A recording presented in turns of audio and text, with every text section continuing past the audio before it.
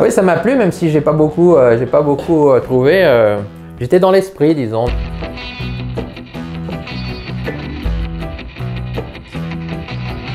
Ça aurait pu être peut-être Mario Draghi, le président de la Banque Centrale Européenne, au moment où il y avait une crise tellement aiguë, qui n'est pas une crise européenne à la base, une crise internationale venue des États-Unis, et des grandes tensions entre États membres de la zone euro, parce que certains avaient quand même gravement fauté, en Irlande, en Grèce, au Portugal, à Chypre, et puis d'autres renaclaient à les aider.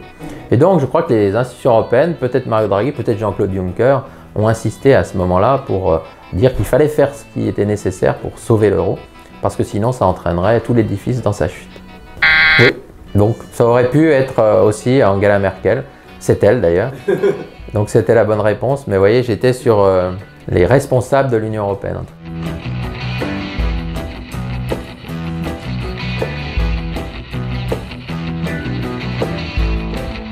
Alors ça, soit quand on parle de monde libre, ça vient des fondateurs de la construction européenne, donc Jean Monnet, Robert Schuman.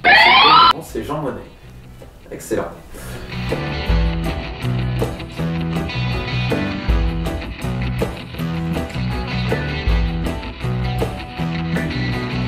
Ça, c'est une phrase qu'on pourrait attribuer à l'un des fondateurs de l'euro, et en particulier peut-être à Jacques Delors. En tout cas, ce serait mon pari, parce que lui a vraiment conçu l'euro comme un outil, l'outil d'une union économique et monétaire, mais donc avec un pilier économique aussi fort que le pilier monétaire. Et donc, il est un peu déçu du résultat, il trouve que c'est déséquilibré. Joseph Stiglitz. Alors, Joseph Stiglitz, il a des analyses très intéressantes sur la zone euro, donc ça ne me surprend pas.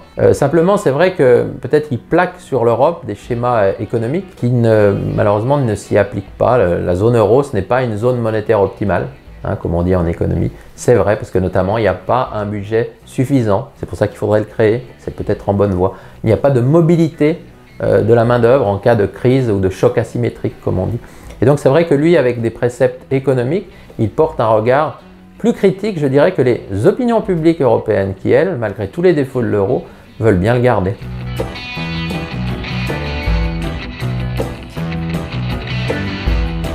Oui, bah ça c'est du bon sens.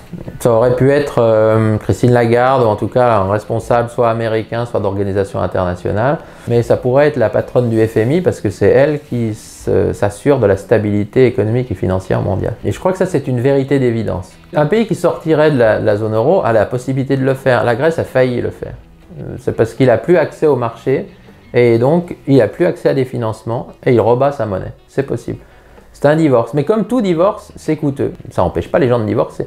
Mais il ne faut pas minimiser que les coûts seraient extravagants. Et surtout sur les sujets monétaires, parce que ce qui est en jeu, là, c'est ensuite la confiance des épargnants et des investisseurs.